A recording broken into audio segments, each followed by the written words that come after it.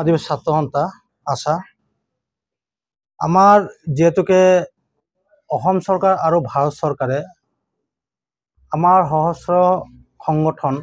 কেইবাটাও আমাৰ উগ্ৰপন্থী সংগঠনৰ লগত আলোচনাত মিলিত হৈ এটা আদিবাসী শান্তি চুক্তি হ'ল 2022 চনৰ 15 ছেপ্টেম্বৰত আৰু শেহত গৈ সেইটো শান্তি চুক্তি মৰ্মে সমগ্ৰ আদিবাসী জনগোষ্ঠীৰ কাৰণে চৰকাৰে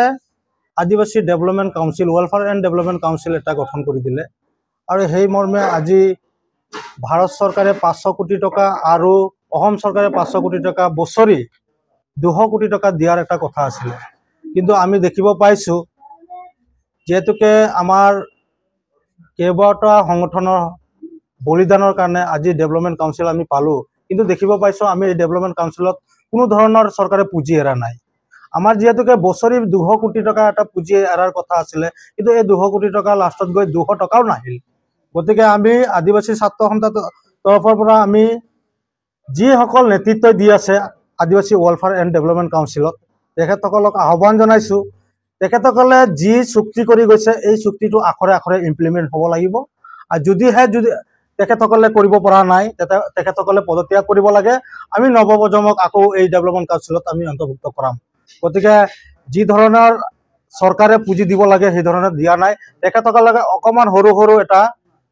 টুপ লৈ তেখেতসকলে বিলাহী জীৱন এটা জীয়াবলৈ আহিছে গতিকে আমি ডেভেলপমেণ্ট কাউন্সিলৰ যিসকল চেয়াৰমেন ডিপুটি চিএম আছে তেখেতসকলক আমি আহ্বান জনাইছো আদিবাসী ছাত্ৰ সন্থা তেখেতসকলে যি ধৰণে উন্নয়নমূলক ৰাজ্যক যি ধৰণৰ শান্তি চুক্তিৰ দেখুৱাইছে তেনেধৰণে শান্তি চুক্তিটো ৰূপায়ণ কৰিব লাগে অন্যথা কিন্তু আদিবাসী ছাত্ৰ সন্থা অনাগত দিনত যিকোনো ধৰণৰ তেওঁলোকৰ ওপৰত ব্যৱস্থা ল'বলৈ আমি ওলাই আহিম চুক্তিটোত কি লিপিবদ্ধ কৰিছে আপুনি যেহেতুকে ভাৰত চৰকাৰ আৰু অসম চৰকাৰ আমাৰ অমিত শ্বাহৰ নেতৃত্বত আৰু অসমৰ মুখ্যমন্ত্ৰী হিমন্ত বিশ্ব শৰ্মাৰ দিল্লীত গৈ চুক্তি হৈছিল আৰু সেই চুক্তিত আদিবাসীসকলৰ যি ন্যায্য প্ৰাপ্য দাবীসমূহ যিখিনি সাংবিধানিক ৰাইটছ আমাৰ তাৰ ভিতৰত আমাৰ আছেই তাৰ ভিতৰত মেইনলি আমাৰ আদিবাসী জনগোষ্ঠী জনজাতিকৰণটো সোমাই আছিল আৰু সেই জনজাতিকৰণটো কিন্তু কোনো ধৰণৰ ইমপ্লিমেণ্ট বা কোনো ধৰণৰ আমি এতিয়ালৈকে পাৰ্লিয়ামেণ্ট সেশন চলি আছে কিন্তু কোনো এমপি বা মানে অন্য কোনো এমপিও তেনেধৰণৰ মানে আমি পাৰ্লিয়ামেণ্টত উত্থাপন কৰিব দেখা পোৱা নাই গতিকে আমাৰ জনজাতিকৰণৰ যোনটো আদিবাসী শান্তি চুক্তিত আছে এই আদিবাসী শান্তি চুক্তিত যোনটো জনজাতিকৰণৰ বিষয়টো অতি সোনকালে ইমপ্লিমেণ্ট কৰিবৰ কাৰণে আমি অসম চৰকাৰ তথা ভাৰত চৰকাৰক আহ্বান জনাইছো যি আমি কাজিৰঙা লোকসভাৰ আমাৰ যি সাংসদ কামাখ্যা প্ৰসাদ তছা তেখেতক আমি দিল্লীত লগ ভাগ কৰিলোঁ যিহেতুকে আমাৰ যন্ত্ৰ মন্তৰত ধৰ্ণা কাৰ্যসূচী আছিল আৰু তেওঁক আমি আহ্বান জনাইছোঁ যদিহে আমাৰ আদিবাসী জনগোষ্ঠীৰ যি জনজাতিকৰণৰ প্ৰক্ৰিয়াটো যেহেতুকে আমি দেখিবলৈ পাইছোঁ ৰাজ্যসভাত এই বিলখন উত্থাপন হৈছিল কিন্তু লোকসভাত কোনো ধৰণৰ আমি উত্থাপন হোৱাৰ কোনো এটা মেম্বাৰৰ পৰা আমি দেখিব পোৱা নাই গতিকে আমি আমাৰ জনগোষ্ঠীৰ যিখিনি আমাৰ এমপি আছে সাংসদ আছে তেখেতসকলক আমি সকীয়াই দিছোঁ আৰু আমি স্মাৰক পত্ৰৰ জৰিয়তেও জনাইছোঁ যদিহে আমাৰ জনজাতিকৰণৰ প্ৰক্ৰিয়াটো যদি তেখেতসকলে উত্থাপন নকৰে তেনে অনাগত দিনত তেখেতসকলক আমি কিন্তু সাংসদ বা বিধায়কৰ যোগ্য নাৰাখিম ৰামেশ্বৰ তেলীয়ে দেখিলো যে এগৰাকী কেন্দ্ৰীয় মন্ত্ৰী আছিলে তেখেতেও কিন্তু এই ক্ষেত্ৰত কোনো ধৰণৰ ব্যৱস্থা গ্ৰহণ নকৰিল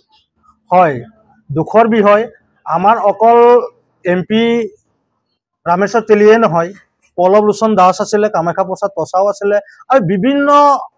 আগত কংগ্ৰেছ চৰকাৰৰ সময়ত আমি 22-23টা আমি এমপি আৰু এমএলএ পাইছিলোঁ কিন্তু দুখৰ বিষয় কোনো এটা চৰকাৰে কিন্তু এই আমাৰ জনগোষ্ঠীটোৰ ন্যায্য দাবী বা যিখিনি সাংবিধানিক ৰাইটছৰ কাৰণে কোনোদিন এটা এমএলএ বা এমপিও আমাৰ মাত নামাতিলে কিন্তু আমি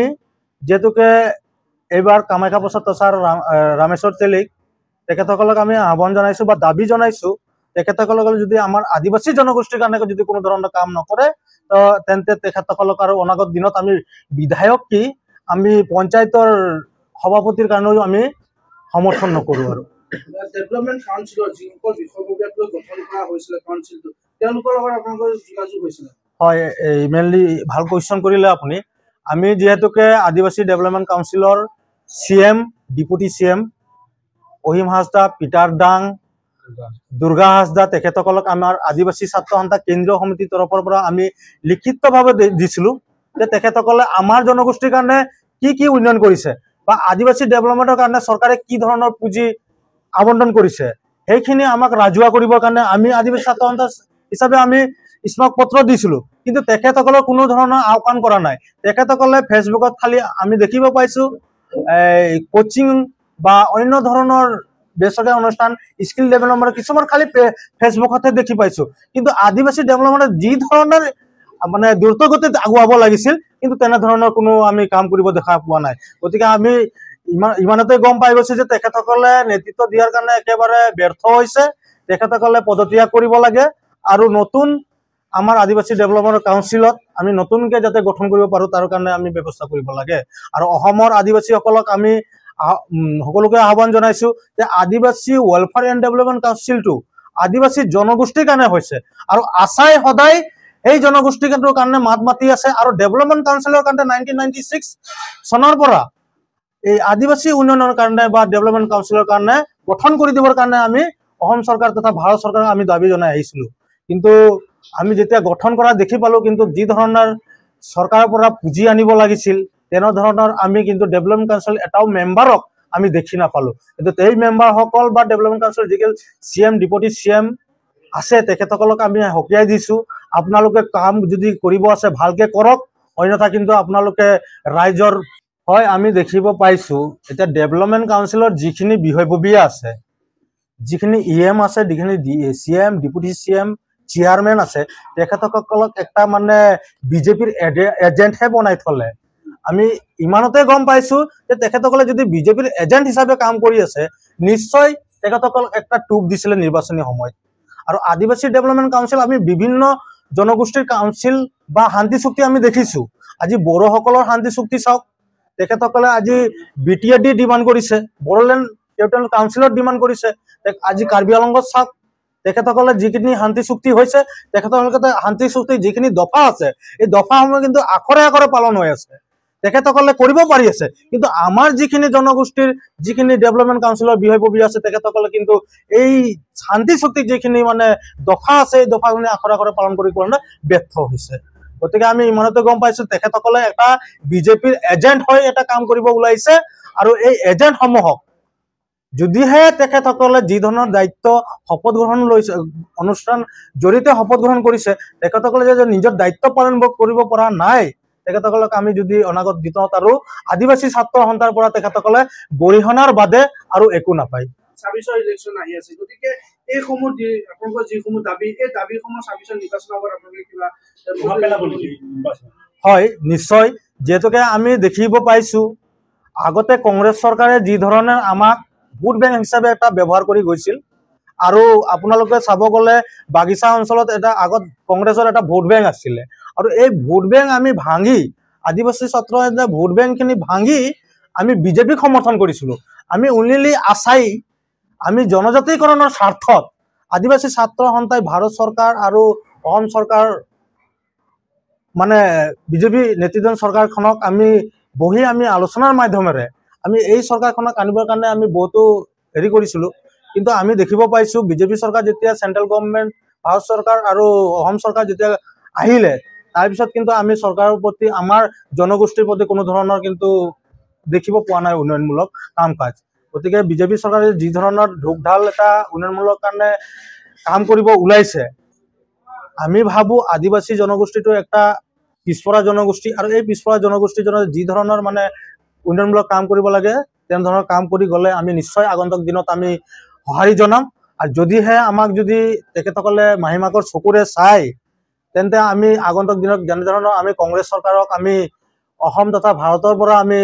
নাইকিয়া কৰিলোঁ তেনেধৰণৰ আমি বিজেপি চৰকাৰক কিন্তু অসমৰ পৰা একেবাৰে বাগিচা অঞ্চল তথা গাঁও অঞ্চলৰ পৰা টোটেলি নিয়াত কৰি দিম। আমাৰ যিহেতুকে ইতিমধ্যে আমাৰ কেন্দ্ৰীয় সমিতিৰ সভাপতি প্ৰদীপ নাথ ডাঙৰীয়া নেতৃত্বত তেওঁৰ মাৰ্গদৰ্শনত আমি প্ৰতিটো ডিষ্ট্ৰিক্টে আঞ্চলিকে আমাৰ কাম কাজখিনি হৈ আছে। আৰু আমাৰ এটাই স্বাৰ্থ আমাৰ জনগোষ্ঠীটোৰ জনজাতিকৰণৰ